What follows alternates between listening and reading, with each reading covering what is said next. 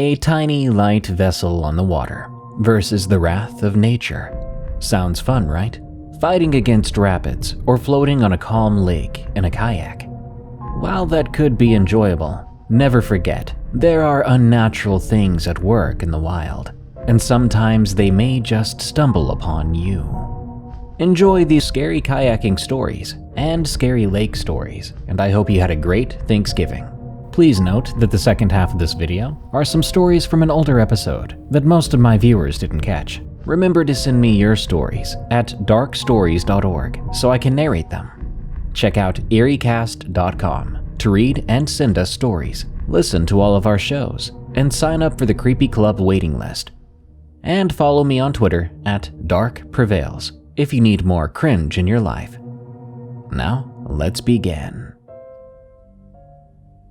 The House by the Canal from SEA. A couple of years ago, I rented a house that was 2 blocks away from a fairly large lake. I always wanted to own a boat, and one day on an impulse, I bought a cheap little blue kayak at my local big box store. It was so much of an impulse buy that I didn't even have room enough in my car to bring it home.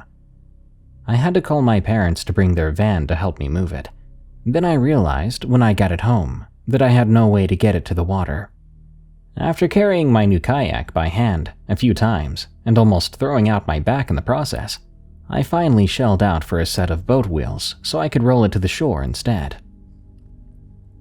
My first few times out on the lake were a bit scary, even though I live in northern Illinois, far from any dangerous aquatic predators. I couldn't help but worry about what was under the dark water I was slowly paddling over. Could there be some behemoth creature below? Maybe a huge snapping turtle that had grown to an unnatural size and was just waiting to ram into the underside of my craft, flipping me into the water to feed on my soft flesh. It didn't help that occasionally strange loud thuds would sound from under me, like something large was just below me, gently nudging my kayak to test its strength. I assumed these were logs floating just below the surface, but I was never quite sure. That's not to say I didn't enjoy my time on the lake. Even though I was always a bit on guard, the water would sometimes become wonderfully clear, and I could look down at the beautiful waving lake plants and see little fish darting and flashing away into shadows. I eventually got up the courage to paddle along the entire circumference of the lake, and found it took me about an hour to get all the way around. This lake was situated in a suburban area, and most of its shore was dotted by houses, with an occasional break for a forested hill too steep to build on.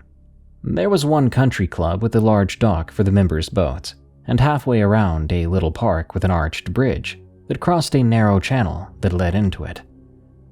I explored this channel but found it quickly ended in a drainage pipe, too small to pass through. The most intriguing part of the lake's shore was the northern side, which became much shallower and almost turned into a kind of swamp, with the water giving way to tall, waving reeds. This part of the lake almost looked like a grassy field, entirely green with lily pads. I would often surprise turtles on logs as I plowed my way through its dense floating plant surface, or scare large herons who would croak scoldingly at me and flap away into the sky. This is where I found the mouth of the canal. It was an old canal, built decades ago for the people who lived in the surrounding houses to access the lake. Its mouth was bordered by rusty metal retention walls and half choked with the low-hanging limbs of trees, but there was still a slim passage inside.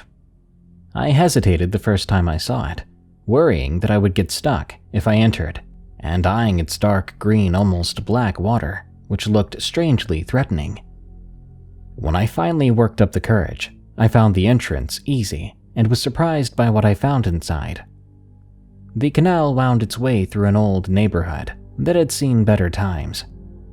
The houses that lined each side of it were mostly in disrepair, with sagging roofs and backyards choked with unmown grass, overgrown bushes, and piles of old rusty junk. Most of the docks that these houses had once had were rotten and in shambles, half sunk in the water and green with moss. A few houses still had functioning docks, an old faded rowboat with an outboard motor tied to one, a new fishing rod leaning against another, But these were exceptions. Most of the docks were beyond repair, and clearly, most of the people who still lived here didn't have the resources or desire to go boating. The trees hung low over the canal, making it a dark green tunnel. The smell was awful, a pungent odor of old lakeweed that stank of rotting wood and mud and maybe something worse. I didn't see any people. The yards were deserted even though it was a beautiful summer afternoon. I eyed the dark water and listened for any bumps beneath my kayak. After 10 minutes of paddling and following sharp twists and turns, I came to a concrete walled retention pond choked with the lily pads and the end of the canal. Beyond the overgrown bushes, I could hear a road and its traffic.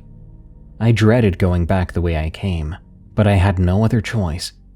As I slowly turned and retraced my path, I couldn't help stare at the black water around me, thinking about what could be lurking below it.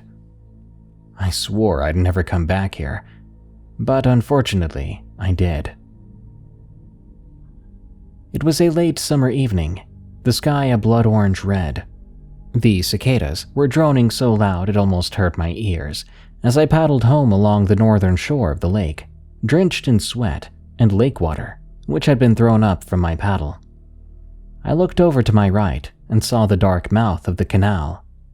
For some reason, I was gripped with a desire to see it again, to defeat my fear of it.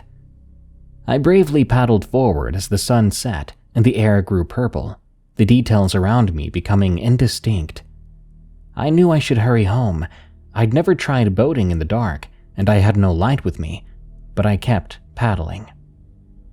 Inside the canal, it was much darker, as if night had already fallen there. The loud roar of cicadas was muted within the arch of trees, echoing quieter and quieter, as if I had entered a large, dark building. The smell of rot was overpowering, as was the silence. No frog or cricket sang as I paddled deeper down the canal, careful not to splash the water too loudly. I stopped suddenly and let the kayak drift. Ahead of me, I heard a screen door slam and the sound of boots clamping along a dock. The door creaked and slammed again, and another pair of boots joined the first. I heard muffled voices, but couldn't make out what they were saying. All I could tell was that they were whispering angrily. I listened so intently, I forgot that I'd continued drifting forward. I lowered my paddle into the water and tried to stop myself without making any noise. Ahead of me, I saw the twin cherries of 2 cigarettes lit up, faintly lighting the 2 faces of 2 men. Their faces looked angry and stressed. I considered turning around, but something told me to stop and to stay where I was, as if letting these men know I was there was the worst thing I could do. I drifted under a low-hanging tree and grabbed one of its branches, my hand clutching it like a cold vice, surprised by how tense I'd become. One of the men spoke. "Help me lift her." Both men turned and walked off the dock. I was about to turn my kayak around and get out of there when the men almost immediately returned, grunting with effort and carrying a large white sack. The sack was stained red, and I realized what I was looking at. Based on its size and how much the 2 men were struggling to lift it, it had to be a body. I gasped and tried to stop the moment I did. The men didn't hear me. They were too busy carrying the body down the dock, hefting it into an old rowboat with an outboard motor. My eyes felt hot and burned, but I didn't blink once as they started the engine and roared towards me down the canal towards the lake where I'd come from. They literally passed me and my kayak under the overhanging tree by a couple of feet, but somehow they didn't see me. To this day, I don't know how they missed me. I was now faced with 3 choices: paddle back the way I came, and risk running into those men who were most likely murderers, get out of my kayak now and try to find my way back to my house along the back roads of this neighborhood that I didn't know, or take my kayak to the end of the canal and flag down a car on the road. I didn't have my cell phone with me, so my only option was to find someone who did. But who could I trust in this neighborhood? For all I knew, the house I might choose could be owned by the murderers themselves. I decided to try the road, but I didn't rush. As much as I wanted to let the police know what I'd seen, I didn't want to let anyone in that house know I was here. How was I to know if those two men were the only ones who lived there? That was maybe the most scared I've ever been in my life, trying to paddle past that house without making noise, without even breathing. My eyes had adjusted to the dark, and I could faintly see the empty, curtainless windows of that house, watching me blankly as I crept past on the black water. The rest was a blur. Somehow I made it to the end of the canal without my heart bursting out of my chest. Somehow I climbed up the steep concrete wall of the retention pond and flagged down a car, making it to a gas station where I called the police. Somehow I was able to guide them back to the house in a police boat, huddled in fear against the side of the boat as the officers raked the house with spotlights and called in the address to the patrol cars. I never heard the whole story, but I got pieces that night and later. The house by the canal had been vacant for at least 3 years, and the previous owners were not suspected of being involved. The rowboat had been found on the south side of the lake by a patch of woods, a small blood stain on its deck that was collected for analysis. The lake was dragged multiple times and thoroughly explored by divers, but no white blood-stained bag with a body in it was ever found. To this day, I don't know if the police ever identified who the blood they found belonged to, or even if they entirely believed my story. The only thing I do know is that days later, when I finally got up the nerve to recover my kayak where I'd left it in the retention pond, there was no kayak to be found. The Creature of Lake Ripley. From Josh. I am from a town in southern Wisconsin. There are many lakes nearby, and among them is the one that my story takes place in. This lake used to be a very popular summer destination for rich tourists from Chicago, and it's a really rural area, being mostly comprised of farms. But I digress. About 100 years ago, the lake was abandoned as a summer getaway.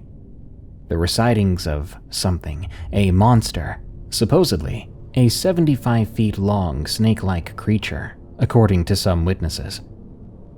Now, a little known fact about the lake is that it had a tunnel going between it and another lake about a quarter mile away. It's still not generally known, except by locals who are interested in such things, myself being one of them. Allegedly, this creature had been caught on several occasions devouring sheep from nearby farms and leaving their mutilated corpses on the beaches of the smaller lake. The monster is nocturnal. Some say it also killed a farmhand one time, and the only part of him they found was an arm, washed up onto a beach. That all happened 100 years ago. There have been a few things since then that have kept me suspicious for a while, that this thing might still be around. If I had to guess, I'd say it hibernates for extended periods of time, then resurfaces to feed every so often on the fish that are plentiful in the lakes. Now for my encounter. It was an early morning in the summer. My grandparents had bought a house on the lake a while after the killings had driven the price to the dirt, and I was staying there with my siblings, as well as our aunt and uncle who owned the kayaks. I really enjoyed kayaking then. I was kayaking alone that day. Not exactly the brightest idea, I know, but it was a really beautiful morning. At about 5 a.m. I'd set out. It was still dark then, and the world was lit by nothing but starlight. I paddled out slowly, so as to not disturb the absolute stillness of the early morning water. In hindsight, this probably saved my life, as the creature didn't hear my slow paddles, quietly dipping in and out of the water. After about half a mile out onto the water, I noticed something. The scenery was getting lighter at that point, that sort of weird grayness right before a great sunrise. Over the bow of my kayak, there was a giant form, about 15 feet down, as this part of the lake was about 50 feet deep, and it was impossible to see the bottom. Although the creature is like a fish, slightly luminous from the top because of its scales, it was still difficult to see, and if you've ever fished at night, you know what I'm talking about. However, this thing was much, much bigger than even the biggest fish in that lake. When I saw it, I was shocked. I'd been told about this creature before, and now here it was in front of my eyes, and I didn't know what to think. It was the biggest thing I'd ever seen. If I had to guess, it had to have been even longer than the stories say it was. I guess that would make sense, because it had 100 years to grow, since the beginning of the sightings. Then, as I was deciding what to do, it slowly swam past me. Then, I accidentally dropped my kayak paddle. It hit the plastic side of my boat with a loud clunk, alerting the creature to my presence. Its long, snaky form surfaced, and the best way I can describe it was absolutely demonic, like a fish from the deepest pit of the underworld. This thing was ghastly.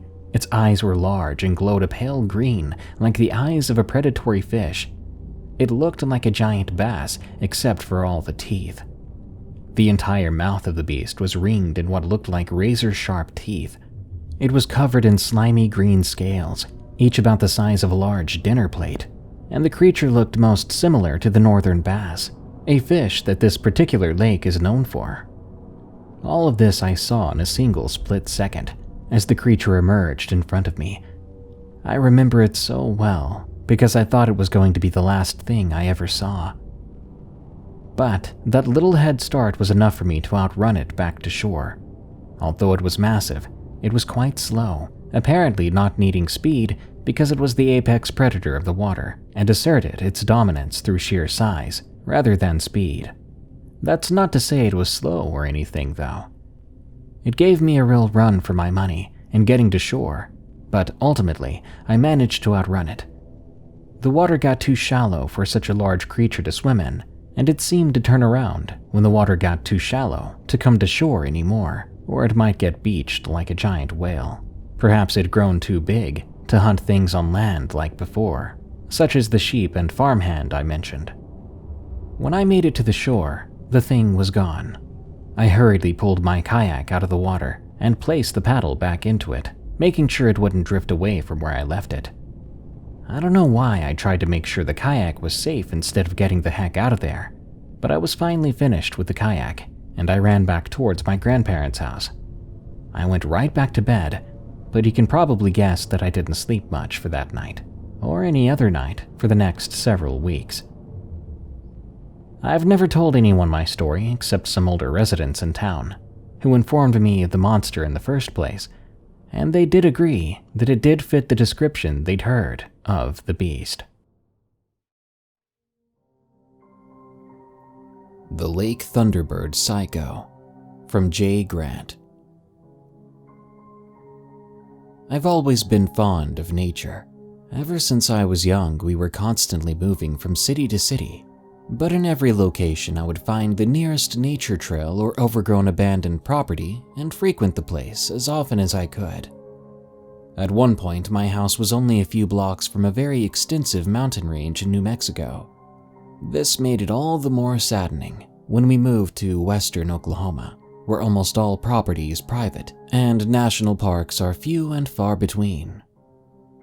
The closest hiking trail to my mother and father's house was the Red Rock Canyon in Hinton, almost 20 miles away. A bit far when you don't have a driver's license and everyone's too busy to drive you there.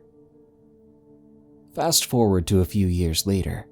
I live on my own in Oklahoma City now and work as a forklift driver. The urge to engulf myself in wilderness persists, but I'm surrounded on all sides by asphalt and metro, save for a few city parks here and there. My only salvation lies in Lake Thunderbird.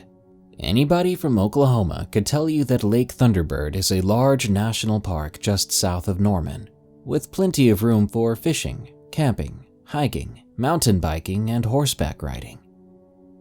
The lake even comes complete with its own sketchy tackle shops and redneck landowners.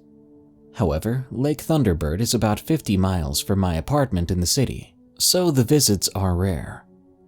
Sadly, my last visit will probably be my final trip down there. I had eaten a large meal to gather energy for the hike. I parked my car in the usual spot, grabbing my walking stick and leaving my phone in the console. I had done this almost every time I hiked to immerse myself and disconnect from technology. Only now do I realize how bad of an idea that was. I had taken the southernmost trail, a very long one that skirted the southern border of the park around to the eastern side. I had never actually used this trail and was kind of in an exploring mood. The first part of the hike was extremely serene. It was a winding trail that led through thick brush and forest across multiple creeks and past multiple herds of deer that seemed to not even fear my presence until I got within 20 yards. However, that serenity was short-lived. As I topped a hill and happened upon what most would call a grisly sight, a femur here, a rib there. For a small fraction of the trail, a mass of bones were scattered around. Given their size, anyone who hadn't hunted deer before may have mistaken some of the bones to be human. Seeing as how I had grown up in a family of hunters my whole life, this sight didn't so much frighten me as it caught me off guard. In fact, deer bones were practically common chew toys for dogs in our house. What I found unnerving, however, was the fact that the spinal cord and jawbone of the animal had been lodged in two trees parallel to each other on the trail. I had seen something like this before in New Mexico. Coyotes were a growing threat to cattle owners, so hunters would hang the bodies of killed coyotes on fence posts at the edge of cattle ranches, kind of like a barbaric pest deterrent. But that logic made no sense here. In my mind, I rationalized that some teenagers had probably found a long-deceased deer skeleton and decided to try and spook some hikers. I kept going, but I'd be lying if I said I wasn't bothered. For the next mile or so, the trail only seemed to get worse. Vegetation had overtaken the pathway and one bridge was in severe disrepair. I had not seen another hiker or rider in a few hours. Eventually, I came upon a fork. The left trail, even in its unkempt state, was far less wild, but the idea of discovering new places excited me and clouded my judgment. I went right, and I very quickly came upon a barbed wire fence that had been cut. I hadn't put two and two together at the moment, but I had just crossed out of the park. Almost immediately, the density of the forest tripled. The canopy seemed to swallow the area in darkness. One thing I noted was that insects in the area were particularly thick. I was constantly swatting at flies buzzing around me. After what had to have been about 30 to 40 minutes of trekking, I started to hear a rhythmic sound in the distance. The metallic grinding of steel on dirt and rock, followed by the sound of dirt falling on dirt. No mistaking it, someone nearby was digging. I don't know if it was that I'd finally realized the oddity of the situation, or I just didn't want to disturb whoever was digging, but I elected to avoid the direction of that sound. I went further into the brush to follow the trail from the side. There wasn't much of a trail to follow anymore anyway. As I passed the direction of the sound at a great distance, I got just a glimpse of the digger. How far away I was, I couldn't see any details, but I could see that they were wearing an old torn coat and a black flop hat with long black curly hair cascading from beneath. I remember remarking to myself how sinister the spectacle was, but told myself that he was probably just a camper snuffing out a fire, and I kept on moving. Not but 2 or 3 minutes later, after I'd passed, the digging sound stopped, which only served to feed my unease. As much as I tried to keep a level head, I was already starting to panic, and just when I was ready to turn in the other direction, I found a large campsite that sent a shiver down my spine. There was one tent, big enough to act as a small house. All around the camp were several axes, hammers, knives, and even a few guns. Multiple sealed crates and barrels littered the center. Off into the trees were 3 pickups with a thick layer of dead leaves, suggesting they had at least been sitting there since last fall, 6 months ago at that point. On the left side of the tent hung 4 deer carcasses, that had already been skinned, bled, and dehorned, their antlers piled up on the side. If I had just a little bit longer to look, I'm sure I would have found worse, but almost as soon as I paused to take the place in, I heard the rapid crunching of leaves and branches snapping to my left. As I reeled back in shock, I saw the same figure from before, but much closer. They were stepping quickly towards me. I could now see he was a gargantuan man, clean-shaven, holding a shovel in his left hand and what looked to be a blood-covered axe in the other. His gait as he trampled bushes and small trees in my direction I could only describe as a Jason Voorhees walk. The blood drained from my face, and my stomach dropped to my feet as my legs seemed to start running without me telling them to. I slipped in a small mud puddle and briefly fell to the ground before bolting back the way I'd come. But I'd only run about 6 seconds before a gunshot rang out and a bullet whizzed past my head, blowing out my left eardrum and shattering a nearby tree into splinters. I grabbed my ear reflexively, in pain, and ducked down, trying to take cover while sprinting. Another shot rang out, hitting the branches just above me. 3 more shots would ring out as I put as much distance behind me as I could, but the shots hit further and further away, as if he was hoping a stray bullet would catch me. When I passed the barbed wire fence, I looked back to see if he was following me. No movement, no noise, but I wasn't taking chances. I ran to the ranger station, and I made it, drenched in sweat and hyperventilating. I told the rangers on duty what had happened to me. They gave me some water, told me to rest, and called in a nurse to check on my ear while they called the police. After several long hours of answering questions and waiting for results, the police returned and said the camp had been torn down and abandoned with nothing left but tent stakes, rifle casings, various animal parts, and 2 of the 3 pickup trucks. I would later learn from the detective that those trucks had belonged to 2 locals who had gone missing long before. It's been 3 years since then.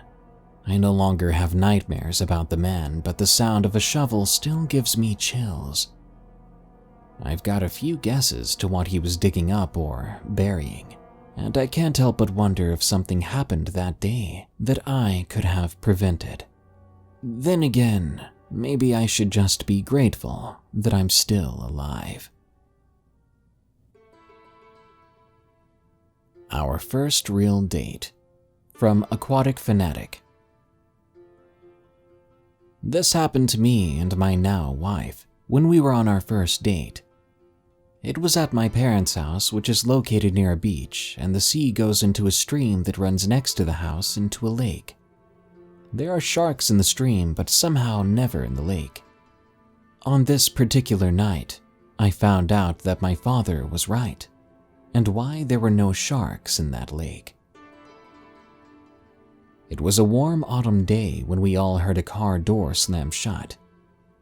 I peeked through the blinds and saw that our new neighbors had arrived. 14-year-old me ran downstairs, of course, to peek out the front door window to look at the new neighbors. First, I saw a big, muscular man followed by a woman that seemed the same age as the man. But then, out of the car came a gorgeous blonde girl my age.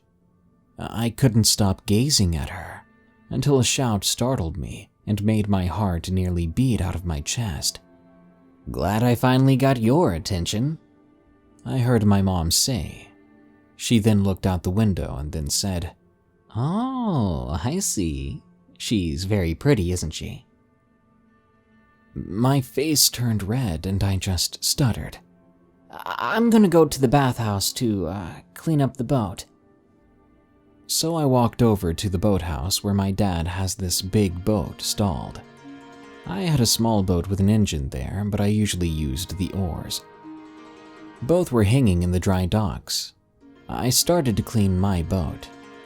I was well over halfway done when I heard a sweet, gentle, feminine voice say, Hello. I looked up and saw that gorgeous girl standing in the doorway.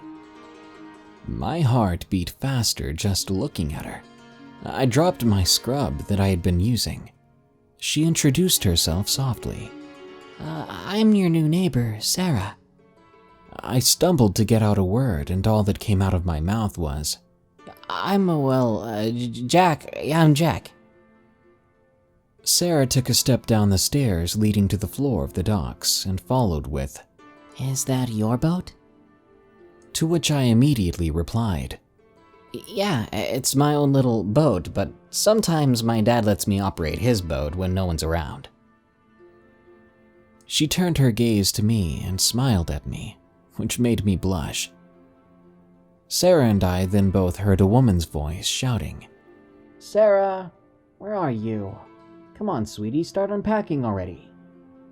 Sarah looked me straight in the eyes, biting her lip, an expression that transformed into a beautiful smile, after which she said, I have to go, Jack. See you around. She then slowly walked out of the boathouse, and I felt my heart rate finally slow down. Sarah ended up at the same school and the same classes as me, so we started to feel more comfortable around each other. But it was clear to everyone what I felt about her from day one, which only increased with every day we spent together. But we never went on a date until some time later. It was a perfect Friday summer day, and our friends during lunch break left me and Sarah alone, but not without my childhood friend Walter whispering in my ear, Ask her already, you dunce. Sarah looked weird at me, saying, I didn't do something wrong, did I? To which I replied to her, Don't worry, I'm sure they want to leave us alone for now. She lowered her head, but I could see her biting her bottom lip. She then looked me in the eyes. I could tell she wanted to say something, but then I just blurted out, Want to go on a date with me? Sarah looked a bit startled, but quickly after turned red. She just hung her head with a huge smile, saying, Yes, of course. She then raised her head and said, But only if you take me out on your boat some night. We both smiled from ear to ear, and of course I excitingly said, You got it. Sarah then kissed me on the cheek, then ran back into the school with a huge smile. The rest of the day we gazed at each other during classes, but when we were in front of my house after school we looked at each other, and Sarah said, So, tomorrow night is our date, right? Yeah, I can't wait. I said. Sarah replied, Yeah, same here. We then bid our farewells for the day. After I closed the door, I immediately told my parents, and I made sure everything was going to be absolutely perfect for our date the next night. Soon, the next 24 hours or so passed, and it was time for my date with Sarah. I was the most nervous I'd ever been up to that day, but my mom kept reassuring me that it would be all right. A few minutes later, the doorbell rang. There, Sarah walked through the doorway looking perfect. She wore a red velvet dress, had her blonde hair up, red lipstick on, but then I looked at her feet and noticed she was wearing sneakers still. The same blue, red, and turquoise colored sneakers she always wore. Do you like the dress? I heard Sarah ask, gently, but with a ton of insecurity in her voice, and I could only get myself to say, Perfect. Sarah blushed. So you two just go ahead and have fun, okay? Was all my mom said, but my level-headed dad only whispered in my ear, You do know this is just a formality between you two, right? I gently tapped him in the chest, to which my dad laughed a little, and Sarah and I went to the boathouse. We got out onto the boat and went a bit into the stream. Sarah and I fished in the night, which got darker, but it did present us with a beautiful sunset. Sarah and I hugged each other during it, but we knew our parents were keeping an eye on us. We kept talking until we saw the lights in our parents' rooms go out. I lowered the engine into the water and we went into the lake. Once we hit the lake and I had thrown the anchor in, Sarah stood up and said, "Close your eyes." I looked at her weirdly, which she clearly noticed. She then blurted out, "Hey, just do it, okay?" I closed my eyes, and Sarah said, "Okay, now only open them when I say it's okay." After a while, I heard a splash, and then I heard Sarah speak again. "You can open your eyes." After I opened them, I couldn't see her in the boat anymore, but I did see her dress on the floor of the boat. After searching a few seconds, I saw her head pop up out of the water. "What are you doing, Sarah? You don't know what animals are down there." To which Sarah giggled and replied, "I'm the best in the swimming team, remember?" I stood up, and Sarah said, "So, you coming in as well?" I quickly looked around, and for a brief moment in the distance, I saw what appeared to be someone's head just breaking the water, so I just told her, "Well, it looks like we aren't the only ones out here." Sarah smiled and replied, "I'm sure they don't mind us having our date here." I walked over to the edge of my boat and leaned over. Sarah and I gave each other our first kiss. After the kiss, we looked into each other's eyes, but before we could say anything else, something pulled Sarah underwater. She came up a second later, grabbing the edge of the boat and asking, "What was that?" Before I could even speak, she was pulled under again, but this time for a few seconds longer. I tried to grab her hand, but I could not find it underwater. Then suddenly Sarah came out of the water right in front of me. She was desperately trying to catch her breath. I immediately grabbed her hands, and I could see the terror on her face as she begged me to pull her in. But before she was waist up out of the water, she was violently being pulled back under, and I heard her scream in pain until her head went underwater again. But this time I held on to her, desperately. Yet no matter how hard I pulled to get her back up, it wasn't enough to bring her above water again. I began to look around frantically for the other person I thought I saw earlier, but they were nowhere to be found. Then a very painful feeling erupted in my left hand. Out of instinct, I let go of Sarah's hand. Before I realized what I'd just done, I began to frantically put my hands back in the water, hoping to feel the hand of Sarah and to get her to safety. But then, luckily, Sarah came out of the water again. But before she could catch her breath, I swear I saw a hand go over her head and pull her down under again. Luckily, I was able to grab Sarah's hand this time. I made a promise to myself that I would not let go of her. I had a hold of one of her arms, and I could feel her soft hand trying to grab for mine. Once again, I could not pull her out of that water. Something was violently scratching my hands, but no matter how much it hurt, I wasn't going to let go of her this time. I began to feel the muscles in Sarah's arm going limp. With one last burst of energy, I managed to yank her out of the water. I pulled her over the edge of the boat, and I noticed she wasn't moving. Before I could even remember how to do CPR, the boat was being rocked by something in the water. Huge fins were slamming violently at the boat. I put the engine in the water, and I went as fast as it could go. I made it to the edge of the lake near the stream's start. Then I looked back toward the water. I saw a head rising from the surface, and I swear I heard a voice, sharp and feminine.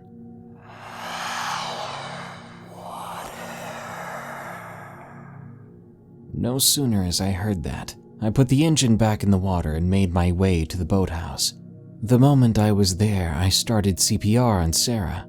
Adrenaline and panic surged, and I hoped she wasn't dead. I kept going and going until I noticed Sarah was moving again. She began to spit up water. I then turned her over onto her side so that the water could leave her mouth. It was then that I noticed her entire body was covered in scratches and bruises, but I was just so happy she was alive. When she was able to move better, I grabbed her dress, which she put on. She stood up to walk, but she was walking as if she had just learned how. So I supported her. She kissed me on the cheek, saying afterward, "Thank you."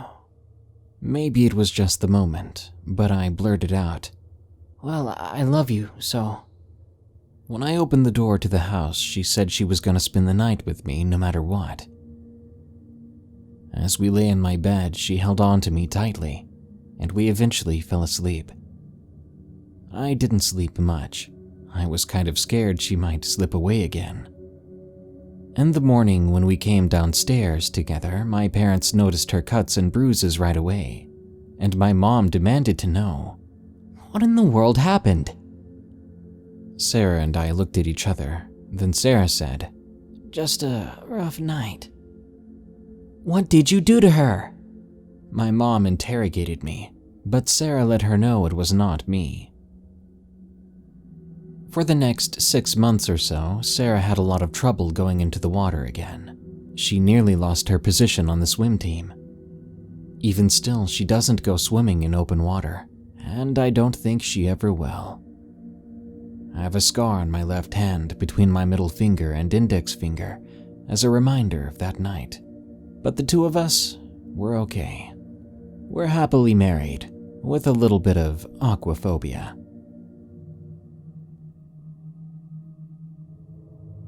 My experience with the demon at Lake Park. From Riley, 1776.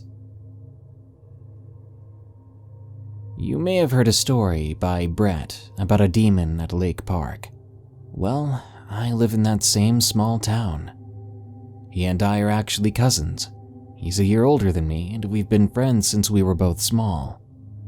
We've always been mesmerized by ghost hunting and hunting for the paranormal, camping in the deepest, darkest woods we can find, and listening to and telling scary stories. After he told his encounter at the park, I was so excited, exclaiming that we needed to go investigate. Other than some strange noises and a feeling of unease, we found nothing credible. We've gone out there periodically for months, and it never truly showed itself since his experience, and I've never truly seen it. I believed him, but I also thought that maybe they were all exaggerating a small bit. I no longer think that. My experience happened a few days ago, as I'm writing this. On March 14th, I had just turned 17. A few days before that, I was spending my night riding around with close friends. Tommy from the original encounter was with me, along with another friend named Jared. We had been riding around for hours at that point, and somewhat avoided the park upon Tommy's request for family reasons. However, after some negotiating, he finally agreed, but said that he wouldn't look in its direction. Tommy was in the front and Jared was in the back of my blue Chevy, and we headed out to the park. Jared was more of a skeptic than me and Tommy, so he didn't pay much attention. With the music playing and me and Tommy in the middle of a conversation, we made our way down that dark road. We soon saw the light poles through the trees, which prompted Tommy to pull up his hood and look at his phone. I simply grinned and rolled my eyes at him as we slowly drove by the park. I rolled down my window and put my truck in park. I waited to see if anything would happen. We sat there for 5 minutes or so. I was the only one paying attention. After a while, I began to put my truck into drive again, but then I took another look, and I froze.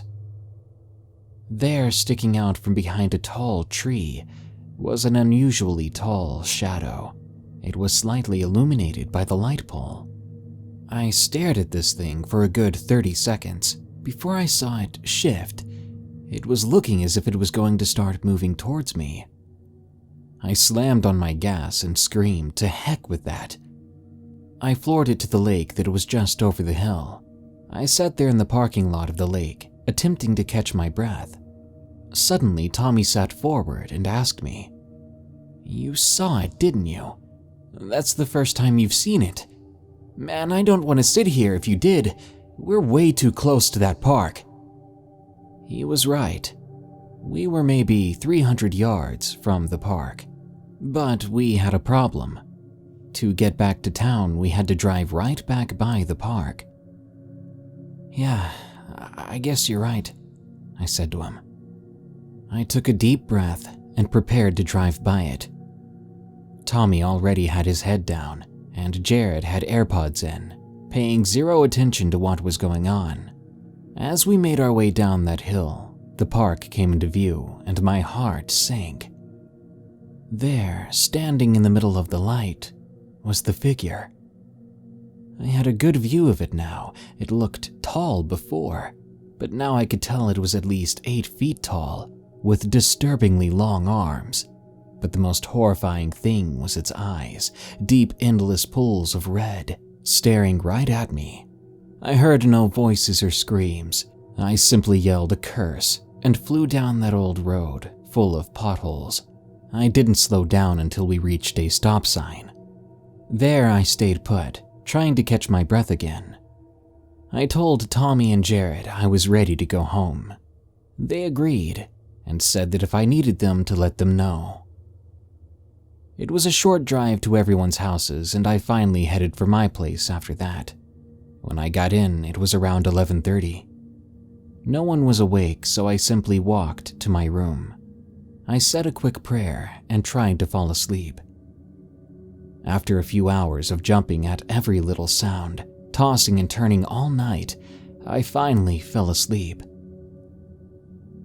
When I awoke the next morning, I felt a strong burning sensation on my left thigh. I quickly rushed to my bathroom to see what it was. I nearly threw up. On my thigh, there were 3 paper-thin scratches. It may have been scratches, but it felt as if someone had taken a knife to my leg. For lack of a better word, I was terrified, wondering to myself if that thing followed me home. Nothing has happened since then. I've only driven by that park once. I plan to go back to see if I can get any kind of hard evidence, but it's gonna take a little bit to work up that courage. I'll keep you posted.